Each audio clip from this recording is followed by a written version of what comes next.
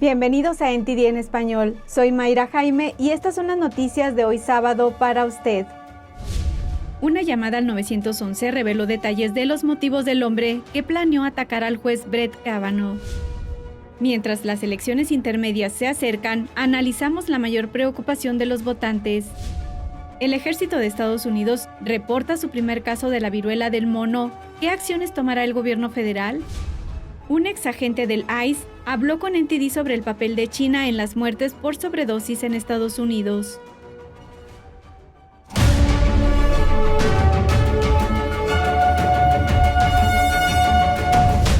Nuevamente bienvenidos a NTD en español. Muchas gracias por acompañarnos y comencemos. Según una grabación de la llamada al 911, el hombre de California que viajó a Maryland con la intención de matar a un juez, explicaba las razones de sus acciones. Veamos. Una grabación de una llamada al 911 obtenida por el Departamento de Policía del Condado de Montgomery reveló más detalles sobre el hombre californiano que voló hasta Maryland con la intención de asesinar a un juez de la Corte Suprema, Brett Kavanaugh. El pasado 8 de junio, Nicholas John Roski fue detenido cerca de la casa del juez alrededor de la 1 de la madrugada. Antes del momento de la detención, Roski hizo una llamada al 911 informando de dónde venía y que se encontraba en Maryland. Dijo, «Estoy teniendo pensamientos y vine aquí para actuar de acuerdo con ellos». Agregó que tenía con él una pistola descargada en un estuche y que no había consumido alcohol y drogas, pero que necesitaba ayuda psiquiátrica. El contenido de la llamada fue difundido por los medios de comunicación. En su primera comparecencia, Roski afirmó que había tomado medicamentos recetados por un médico, pero dijo, «No diría que pienso con claridad». Roski dijo en una declaración jurada que estaba molesto por el proyecto de decisión de la Corte Suprema filtrado recientemente, donde se indicaba que la Corte estaría dispuesta a anular Roe vs. Wade.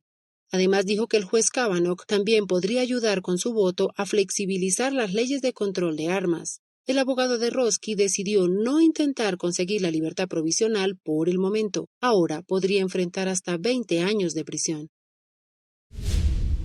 Según una encuesta reciente, la inflación es el problema más urgente en la mente de los estadounidenses y la violencia con armas es la segunda preocupación. Mientras se acercan las elecciones de medio término, Arlene Richards de NTD habló con un analista político para saber qué ocurre sobre el terreno. Mientras los estadounidenses se enfrentan a tiempos tumultuosos, temas como el aborto, los precios de la gasolina y los tiroteos masivos ocupan el centro de la atención. Pero en estas elecciones intermedias, quien gane puede no depender de si es republicano o demócrata, sino de su postura ante la inflación. Una encuesta de Quinnipiac del 8 de junio muestra que el 34% de los estadounidenses piensa que la inflación es el problema más urgente que enfrenta el país. El analista político Nicholas Giordano explica en TD cómo se ven las cosas sobre el terreno. ¿Cuáles son algunos de los temas clave en la mente de los republicanos?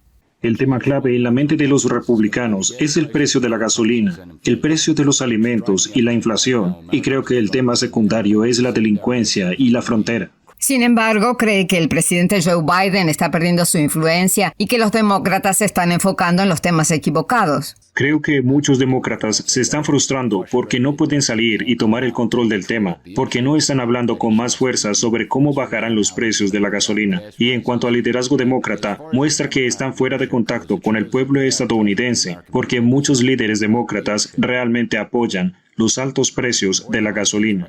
Por otro lado, el expresidente Donald Trump aún tiene altos índices de aprobación entre los republicanos. Pero ¿qué pasa con la violencia criminal relacionada con las armas? Aumentar la edad de 18 a 21 años para ciertas armas no creo que vaya a tener ningún efecto en este ciclo electoral. De nuevo, la gente va a votar por su economía personal y cuanto más nos alejemos del tiroteo de Uvalde, menos interés va a tener la gente. Según la encuesta de Quinnipiac, la violencia con armas de fuego es la segunda preocupación de los estadounidenses. Entre la inflación y las recientes series de tiroteos, los estadounidenses se preguntan si tendrán que enfrentarse a la escasez de alimentos este año. Esta misma semana, el secretario general de la ONU, Antonio Guterres, advirtió de una ola de hambre y miseria sin precedentes en todo el mundo. Hablamos con el director general de una de las principales marcas de alimentos de Estados Unidos, Robert Unani, para saber más. Robert, gracias por venir. Me alegro que esté en el programa. Gracias, Estefanía. Es un placer estar en NTD. La reciente advertencia del jefe de la ONU sobre una crisis alimentaria se suma a las preocupaciones que ya estaban. ¿Prevé usted una crisis alimentaria este año? Y si es así, ¿cómo cree que será? Sí, veo una crisis alimentaria por varias razones. Una es que renunciamos a nuestra independencia con el petróleo. Tendríamos que estar a medio camino para conseguir el oleoducto Keystone. Tenemos muchas perforaciones que podemos hacer y hemos decidido regalar nuestros recursos. La guerra en Ucrania también agravó la crisis porque entre Ucrania y Rusia tienen el 50% de los fertilizantes del mundo, el 30% del trigo del mundo y el 20% del maíz del mundo.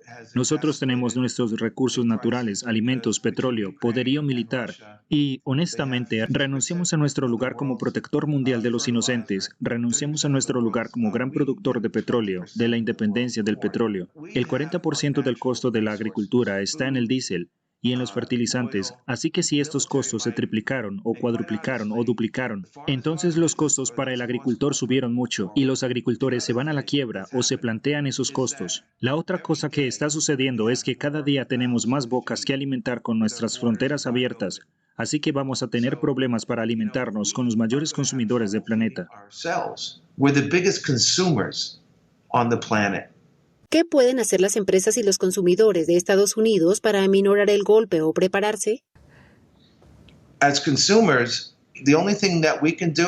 Como consumidores, bueno, nosotros lo único que podemos hacer, porque tenemos las manos atadas y estamos encadenados, es consumir menos pero más nutritivo. Esto no es un argumento de venta, pero uno de nuestros principales productos son los frijoles y el arroz. La mayoría de la comunidad latina consume una forma de frijoles y arroz u otras. Decimos que como latinos nos unimos por el idioma, nos separamos por el frijol. Todo el mundo tiene su frijol favorito, pero el asunto es que los frijoles tienen proteínas, fibra, antioxidantes y fitonutrientes. Cuando lo combinas con arroz, obtienes una proteína completa. Así que es una proteína, es una comida completa, es un sustituto de otras proteínas y es económico. Cuando pongamos a América primero, podremos defendernos. No estaremos encadenados, no estaremos subyugados a otros países que se valen por sí mismos. De nuevo, India no está exportando nada. Se lo queda para sí misma. China está tratando de comprar nuestra tierra con comida para controlar la comida. Si controlas la comida, si controlas el petróleo, si controlas el ejército, que parece ser más débil cada día, y entonces estamos peleando entre nosotros, estamos odiando y destruyendo, estamos dividiendo, lo cual es comunismo, y se está alejando de Dios. Eso es lo que nos está pasando, y es la caída, realmente es una caída. Robert, su empresa, a pesar de los desafíos de la pandemia, de la guerra, de la escasez de alimentos que se avecina y de todos estos retos, se está expandiendo. ¿Podría hablarnos un poco más de eso? Bueno, nunca dejamos de trabajar durante la pandemia. Sabes, la otra cosa que hizo el gobierno, no solo en Estados Unidos, sino en todo el mundo, es dejar a la gente sin trabajo para incentivar el no trabajar. Y en Estados Unidos lo hicimos al duplicar nuestros salarios. El gobierno pagaba aproximadamente $16 por hora, que es el doble del salario mínimo o más, para que se quedara en casa y no fueran a trabajar. Como empresa estamos creciendo, nunca dejamos de trabajar. En el año de la pandemia donamos 4,5 millones de libras de alimento a las despensas de otros países, de Estados Unidos y de todo el mundo. Así que el hecho de que estamos trabajando y que tengamos una razón para levantarnos cada día, sea Dios o trabajo familiar, empezamos cada día dando gracias a Dios por lo que tenemos. Y es por eso que somos capaces de crecer y extendernos. También nos estamos expandiendo para satisfacer la necesidad de este aumento en los precios de los alimentos. La semana que viene inauguraremos una ampliación en Chicago, donde estamos desde hace más de medio siglo, y esa instalación es parte de una expansión global en el Caribe, en Europa y en Estados Unidos, y como empresa que está orgullosa de formar parte del segundo país latino más grande del mundo, pronto será el grupo latino más grande, y lo más importante, la comunidad latina es una comunidad trabajadora y basada en la fe, y no podemos olvidar que tenemos que trabajar, hay valor en el trabajo. Tenemos que acercarnos a Dios. Por supuesto, hay valor en que Dios nos ha dado esta vida y creó el universo en 7 días. Bíblicamente, en esta guerra, Rusia amenazó que podría destruir Europa en 30 minutos. Así que lo que Dios ha creado se puede destruir. Hemos aprendido a destruir. Realmente no hemos progresado en este mundo con la división de odio. Necesitamos amar y movernos, unirnos y acercarnos a Dios. With the division, hatred, we need to love and unite and move closer to God. Robert, gracias. Gracias. Y en las noticias de salud, el Ejército de Estados Unidos informó sobre su primer caso de viruela del mono en una base en el extranjero. El gobierno federal está intensificando sus esfuerzos para comprar más vacunas contra la viruela del mono. Los homosexuales siguen siendo los más afectados por la enfermedad. Eso es de acuerdo a la Organización Mundial de la Salud. Solo una advertencia: las siguientes imágenes explícitas pueden resultar perturbadoras para algunos espectadores. Aquí tenemos los detalles. Un portavoz del Comando Europeo de Estados Unidos dijo el viernes a CNN que identificaron el primer caso de viruela del mono en un miembro del servicio activo con base en Stuttgart, Alemania. El individuo está actualmente aislado fuera de la base. El portavoz dijo, cito, los funcionarios de salud pública determinaron que el riesgo para la población en general es muy bajo. Un funcionario del Departamento de Salud y Servicios Humanos dijo el viernes que el gobierno federal está comprando más vacunas contra la viruela del mono, una vacuna de 2 dosis conocida como Jynneos, aprobada en Estados Unidos. El gobierno tiene 72,000 dosis de Jynneos y está encargando 500,000 dosis más a Bavarian Nordic, su fabricante con sede en Dinamarca. 300,000 de las dosis llegarán en las próximas semanas y el resto a lo largo de este año. Mientras tanto, una funcionaria de la Organización Mundial de la Salud dijo el jueves que la mayoría de los pacientes con viruela del mono no necesitan nuevos tratamientos como las vacunas. En lo referente al tratamiento, la mayoría de la gente no necesita nuevos productos. La mayoría de las personas no tienen un caso grave de viruela del mono y pueden ser tratadas de forma conservadora con cuidados regulares. Cuando sea necesario, se podrá acceder a los nuevos tratamientos para un número muy selecto de pacientes que puedan necesitarlos. Los CDC confirmaron 45 casos de viruela del mono en Estados Unidos hasta el jueves. Se encuentran en 15 estados y en D.C. La agencia también confirmó más de 1,300 casos en 31 países fuera de África donde el virus es endémico. Ahora vamos a un breve corte y regresando le tendremos información sobre la inauguración de una nueva sede consular en Florida. Esto y más aquí en NTD en Español. Regresamos.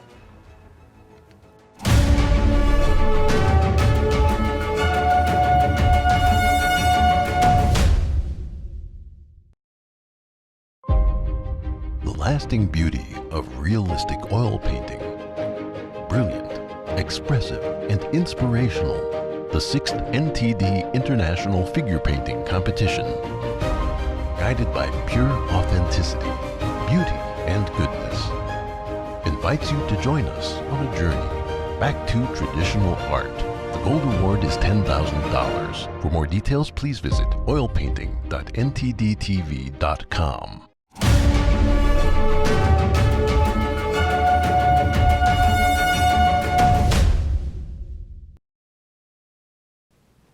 Mientras el gobernador de Florida, Ron DeSantis, sigue llamando la atención de los agentes de policía para que se muden a su estado, ahora también los perros policía tienen la puerta abierta para buscar trabajo allí. DeSantis acaba de promulgar una ley que ayudará a pagar las facturas médicas de los perros policía retirados. Los perros policía retirados de las agencias policiales de Florida no tendrán que preocuparse por sus futuras facturas médicas, o por lo menos sus dueños no lo harán. El viernes, el gobernador de Florida, Ron DeSantis, firmó el proyecto de ley 226 del Senado que establece el programa de atención para perros policía retirados. El programa proporcionará un reembolso de hasta $15 de los costos veterinarios anuales para un perro policía retirado. What we're saying in Florida is we're going to step up. We're going to provide support for these canines, and I think it's going to be fantastic. I think you're going to see people lining up to be able to adopt these guys, and they're going to be able to live good retirements because they've earned it, and we're proud to be able to be here to support it. And we wouldn't be able to do this if we didn't have advocates like Emma. Emma tiene una organización sin ánimo de lucro llamada Emma Loves Canines. y también quiere ser oficial canino. As soon as I learned about the lack of funding for retired police dogs, I wanted MLS canines to assist their handlers with food and medical expenses.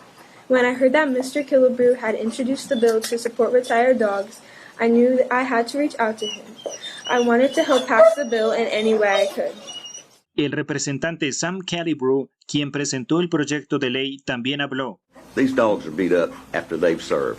So they need medical attention, and this money will go a long way to help them.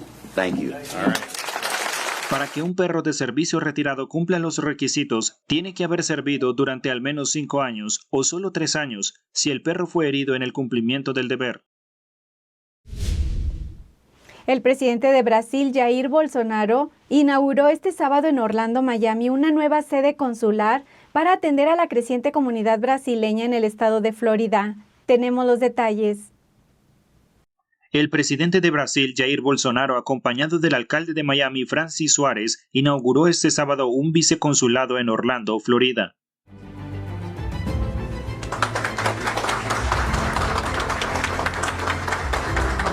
Esse nosso pedaço do Brasil faz bem enorme para os nossos irmãos que estão por aqui.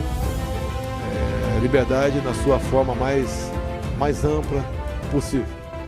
Bolsonaro llegó el viernes a Miami junto al ministro de Relaciones Exteriores de Brasil, Carlos França, tras la Cumbre de las Américas. Después de un breve discurso, entregó el primer pasaporte a un niño brasileño nacido en Orlando. La nueva sede consular dependerá del Consulado General de Miami y atenderá a la comunidad brasileña del estado, que se acerca al 500,000. Estados Unidos es el segundo socio comercial de Brasil y los mandatarios de ambos países tuvieron una reunión durante la Cumbre de las Américas. Tras el evento de inauguración, el mandatario encabezó una gran caravana de motocicletas rodeado de la entusiasta comunidad brasileña en Florida. En los últimos tiempos, el régimen chino ha intensificado sus esfuerzos para desplazar a Estados Unidos como la primera potencia mundial. El economista Rafael Marrero advierte sobre este problema en su nuevo libro América 2.0, la guerra de independencia contra China. Esto fue lo que contó a NTD Noticias. Rafael, gracias por acompañarnos en NTD Noticias. Recientemente acabas de escribir un libro sobre las relaciones de Estados Unidos con China. Cuéntanos, ¿por qué tu libro habla de una guerra de independencia contra el régimen chino? Sí, con mucho gusto. Precisamente porque entre Estados Unidos y China existe una situación de desigualdad, económicamente hablando, donde somos rehenes prácticamente de ese gigante asiático.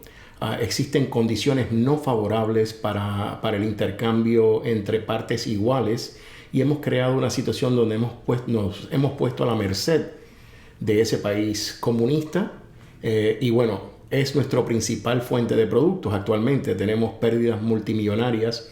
Para dar un ejemplo, en el 2021 fueron 506.400 millones de dólares. ¿Cuál fue el propósito de escribir este libro?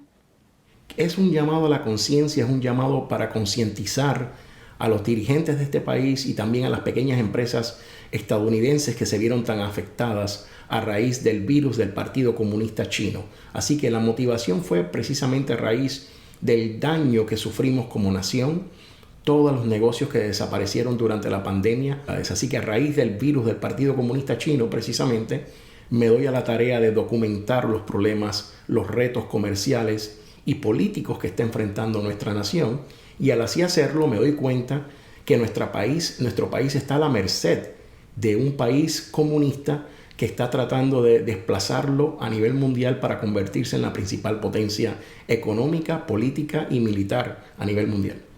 Según un informe del Centro de Investigación Económica y Empresarial, China podría superar a Estados Unidos como primera economía en 2030. ¿Qué se puede hacer para contrarrestar el avance de la hegemonía china o para detenerlo? La misión de Estados Unidos para frenar esto es precisamente frenar la fuga de datos y la transferencia ilegal de tecnologías, luchar precisamente contra el ciberespionaje tradicional y las nuevas formas de usurpación que tiene el Ejército Rojo del Partido Comunista Chino. También frenar la intromisión china en centros científicos estadounidenses y el robo vía programas de idioma de intercambio, misiones comerciales y cooperación científica, así como también frenar la infiltración de empresas y proveedores chinos en Estados Unidos, particularmente en lo que concierne a tecnologías de informática y comunicación, como es el caso de Huawei y todos los dispositivos de la compañía Apple, que son precisamente fabricados en China y que se consumen con altos números en Estados Unidos. Así que tenemos que reubicar nuestra cadena de suministro a las costas de Estados Unidos para crear empleos en este país y priorizar el Made in America y frenar el robo de propiedad intelectual, que es un delito y son prácticas desleales a nivel comercial de China como socio mercantil de Estados Unidos. Muchas gracias, Rafael. El nuevo libro América 2.0, La Guerra de Independencia contra China, está disponible en las plataformas digitales como Amazon y también en librerías de Estados Unidos a partir del 4 de julio. Vamos a un breve corte y regresando le tendremos información sobre una interesante entrevista que tuvo NTD con un ex agente especial del ICE. No se vaya, regresamos.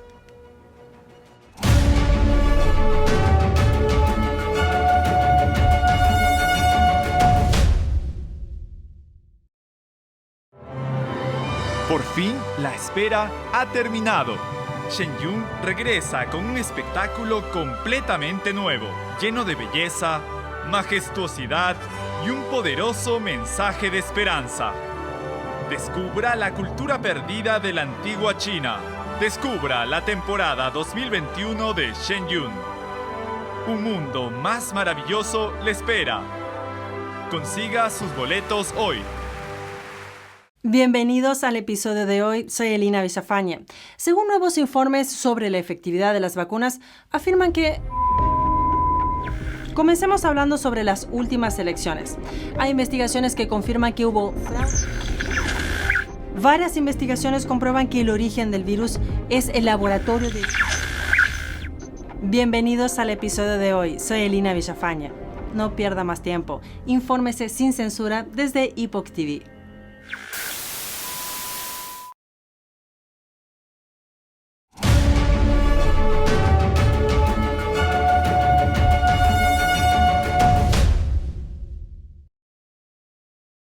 Víctor Ávila, un ex agente especial del ICE y autor de Agente Bajo Fuego, conversó con NTD sobre el papel que tiene China en la introducción de drogas como el fentanilo en la frontera. Tenemos los detalles. En 2021, la Oficina de Aduanas y Protección Fronteriza incautó una cantidad de fentanilo 7 veces más de lo necesario para matar a cada estadounidense. Y por primera vez el año pasado, las muertes por sobredosis de drogas superaron las 100,000. Víctor Ávila, ex agente de ICE, contó a NTD que China se encuentra detrás de estas muertes por sobredosis. Hemos tenido una crisis de verdad con esta droga, que normalmente más viene por la frontera de Estados Unidos-México. Y sí, viene con la ayuda de China. China sigue promoviendo y dándoles el alcance a los carteles de México para poder conseguir esas químicas para poder hacer no nomás el fentanilo, sino también la metanfetamina.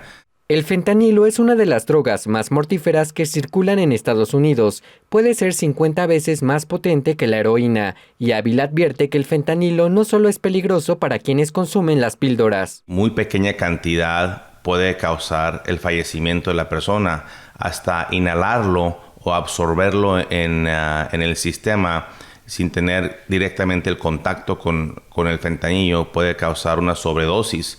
Y hemos visto mucho eso en los policías, muchas veces, por ejemplo, que paran a una persona que tiene contacto con el fentanilo y el policía entonces está expuesto a ese fentanilo al respirarlo o al absorberlo en su sistema. Un informe de la Comisión de Lucha contra el Tráfico de Opiáceos Sintéticos reveló que los opiáceos sintéticos fueron responsables de cerca de 2/3 de las muertes por sobredosis en 2021 y la mayoría de ellas se atribuyen al fentanilo.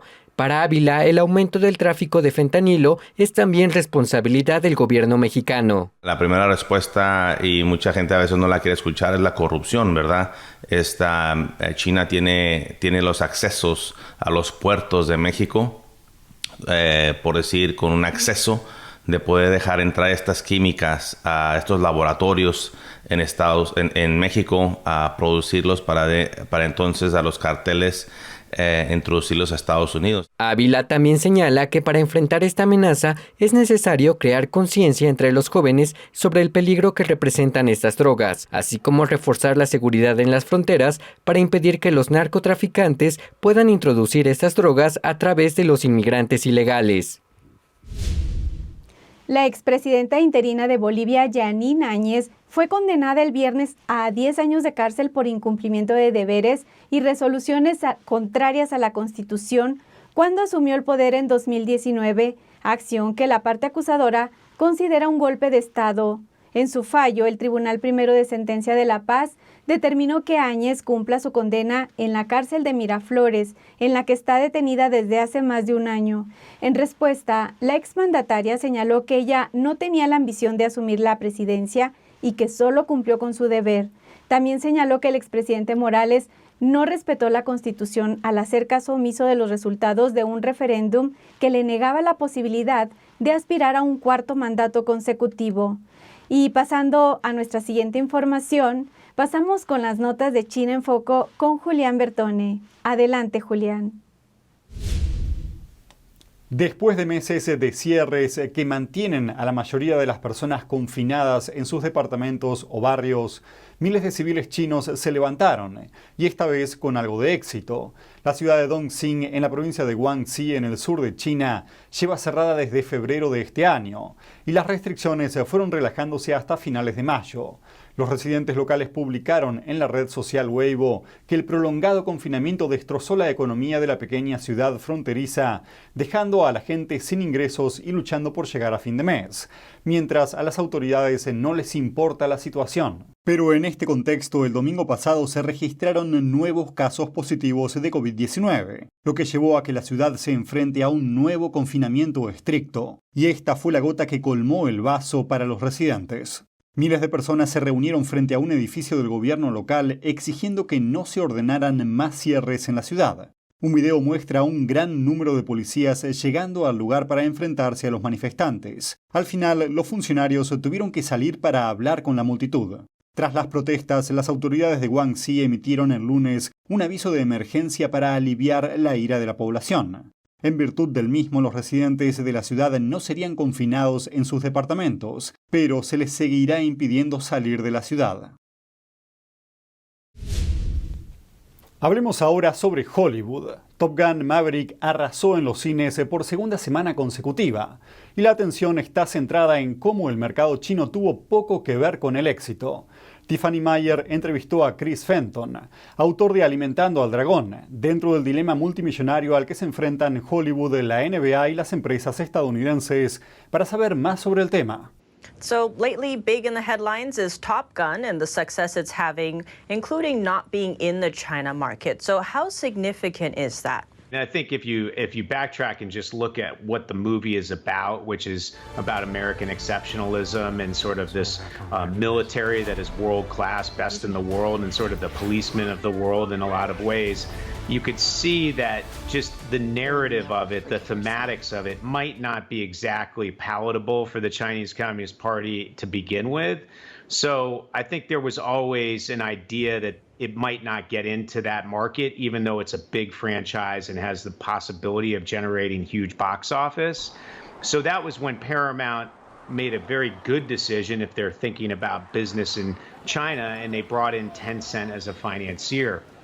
But when Tencent actually saw a cut of the movie and saw the trailer for that movie, they saw the Taiwanese flag on the actual jacket, the flight jacket of Tom Cruise's character, and saw the Japanese flag there too. And they felt like that was a little bit too sensitive in order to try to get that movie approved by censors in China. So they requested Paramount to take it off. Now, Paramount took it off for the trailer, but a lot of people noticed it being taken off for the trailer. So it created a geopolitical controversy around the world, and particularly in the United States. And I think ultimately, Tom Cruise and the filmmakers involved and the studio Paramount said enough is enough. This movie doesn't stand a great chance of getting in the market, number one. Number two is a lot of the movies from Hollywood that had been getting into the market hadn't been making all that much. And number three is, hey, we're American. We should protect free speech rights and the freedom of creativity rights of our filmmakers. And to edit something like that for the world because China is demanding it just doesn't seem right. So they put those flags back in. And of course, now China's not happy about it. But I would say the rest of the world is pretty happy about it, to the tune of $300 million worldwide. And that doesn't include a single dollar coming from China. But what do you see kind of changing? Besides the American theme, was maybe COVID playing in? Would there be even a profit from China?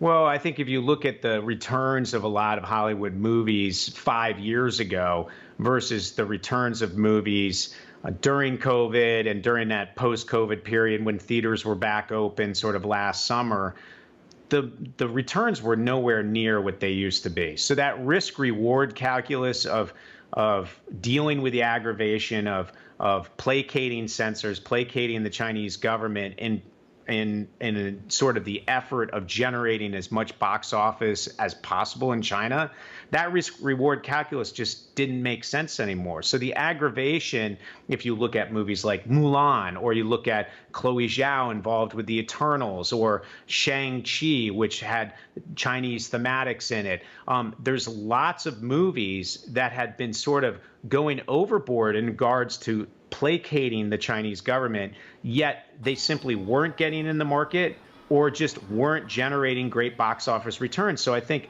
now you look at studios going, well, wait a minute, is this all worth it anymore? So I like to say that doing the right thing and capitalism can actually coexist, and we need more people to realize that. On that note, Chris, do you see this kind of being a sustainable trend in Hollywood, not needing the China market, or is that due to the lockdowns? How do you see this playing out? I think Hollywood has found a way to monetize premium and I would call super premium content, which is studio level movies around the world in a much more efficient way. So the monetization and the efficiency to monetize has created better revenues and better profits for the studios. So quite frankly, China is not needed as much in the equation anymore. And there are actually studios now that are greenlighting films with a 0 in the China column. Gracias, Julián. Esto es todo por hoy. También muchas gracias por sus likes y compartir este programa en sus redes sociales. Los invitamos a seguir la programación por Epoch TV y a acceder a nuestro contenido sin censura. Que tengan una excelente noche de sábado y nos vemos mañana.